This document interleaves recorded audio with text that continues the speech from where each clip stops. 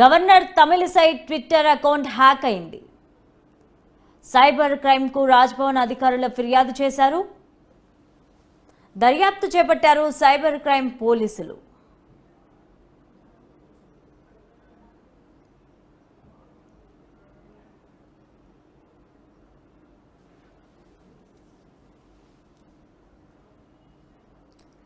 Cyber crime అధికారులకి రాజ్భవన్ అధికారులు ఫిర్యాదు చేశారు. దీనికి సంబంధించి మరింత సమాచారం మా క్రైమ్ బ్యూరో చీఫ్ కృష్ణ అందిస్తారు. కృష్ణ, చెప్పండి.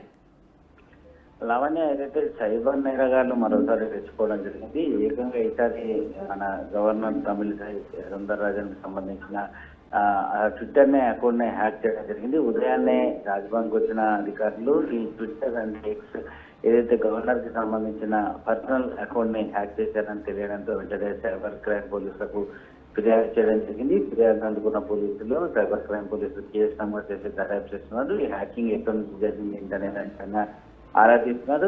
ఈ ఏదైతే ఈ ట్విట్టర్ అకౌంట్ హ్యాక్ అయిన తర్వాత నేరగాళ్ళు ఏమన్నా దీని ద్వారా నేరానికి పాల్పడ్డారా అన్న కోణంలో దర్యాప్తు చేస్తున్నారు. హ్యాకింగ్ వ్యవహారానికి సంబంధించి ఎక్కడ జరిగింది ఏంటి అనే దానికి సంబంధించిన ఐటీ నెంబర్ ఆధారంగా సైబర్ క్రైమ్ పోలీసులు దర్యాప్తు చేయడం జరుగుతుంది.